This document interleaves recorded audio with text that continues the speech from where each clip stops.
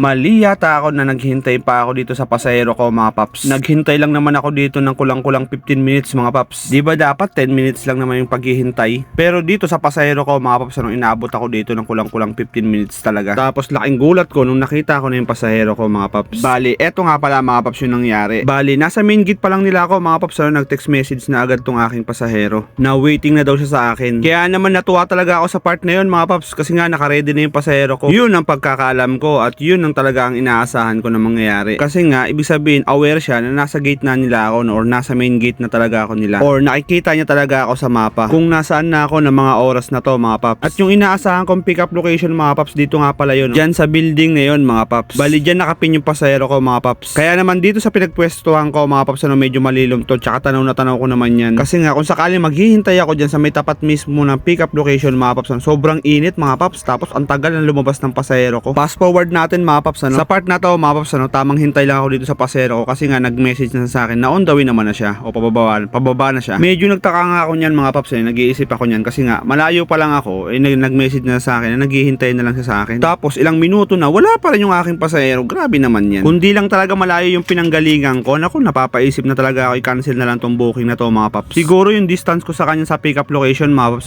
siguro mahigit 2 kilometers yung biniyahe ko para lang mapuntahan siya. Kaya naman sobrang nakakapanghinayang kung sakaling i-cancel ko pa ito, nandito naman na ako. Kaya hihintayin ko na lang to talaga mga paps. Napakataas na nga ng gasolina tapos magka-cancel pa ako. Aray ko, sayang naman din to mga paps. Sa ganitong trabaho kasi natin mga paps, talo inip talaga rito kung sakali. Kaya naman talagang chinaga ko to intayin. Pero sa part na to mga paps, napapaisip na talaga ako. Sabi kasi ng pasahero ko, waiting na lang siya sa akin. Pero bakit ganon? Ilang minuto na wala pa rin siya, hindi pa rin siya lumalabas. Hanggang sa sinubukan ko na naman i-message siya mga paps, nasaan na po kayo? Tapos nagre-reply naman siya mga paps, yung kagandahan dun sa kanya. Wait lang daw, pababa na daw siya. Nag-iisip tuloy ako dito mga paps, baka trip booking lang to pinaghihintay lang ako Baka mamaya meron nag-book dito tapos nantitrip lang sa mga rider mga paps, at isa ako dun sa napagtripan. Nangyayari pa naman yun, kung di nyo lang alam. Nako, sa mga nakaranas dyan, kaway-kaway sa inyo. Medyo ikakat ko lang tong video mga paps, para hindi ganong kahaba yung video natin. At dito mga paps, sa part na to parang gusto ko na talaga tong i-cancel. Feeling ko kasi wala naman itong booking na to baka trip booking lang talaga to mga paps. Kasi nagtataka talaga ako mga paps. Kasi nga doon pa lang sa may entrance gate, naka-ready na daw siya. Waiting na lang daw siya sa akin. Tapos ang ilang minuto na yung lumipas mga paps, wala pa rin siya. At dito mga paps, lumipas nga ilang minuto mga paps, ito na nga, lumabas na rin yung pasahero ko sa wakas. At dito laking pagsisisi ko, bakit ko pa kasi inantay talaga to mga paps? Parang napasama talaga yung paghihintay ko dito sa pasahero ko mga paps. Sa isip-sip ko, sana talaga kinancel ko na lang kasi nga mahigit 10 minutes na ako naghihintay rito Nagtatampo na talaga ako sa part na to mga paps. Tapos dito si bossing bumibida pa. Tignan nyo ba naman yung pasahero ko kung makakaupo pa ba ako nito o hindi na mga paps. Pero sabi ko nandito na ako, papalagan natin to mga paps. Wala namang problema sa atin yung bigat nga mga paps. Buti na lang talaga naka-race power shock tayo. Ito talaga yung marirecommend ko sa inyo mga paps, para naman walang masayang na booking. Bali ito nga pala mga paps yung itsura niya kapag binuksan yung loob.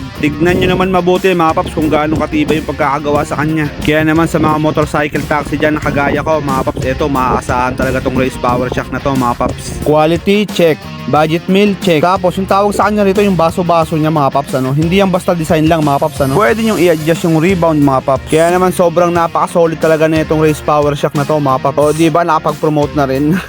Balik tayo dito sa pasahero ko mga paps. Aminin natin sa hindi mga paps, marami rito nagka-cancel kapag medyo may kalakihan talaga yung pasahero kasi nga hindi kinakaya ng mga shock nila. Kaya naman etong race power shock na to mga paps, marirecommend ko talaga sa inyo to sa pang araw-araw na pagbiyahe natin mga paps. Nakakapanghinayang kasi mga paps, kapag nasa pick up location ka na tapos makikita mo medyo may kalakihan yung pasahero mo tapos gusto mo i-cancel dahil nga nag-aalala ka sa yung shock mga paps. Basta tayo mga paps, wala tayong pili sa pasahero. Kuha lahat yan, mapamalaki o maliit. Kahit pa mabigat yan, ganyan ko kamahal yung mga pasahero ko mga paps.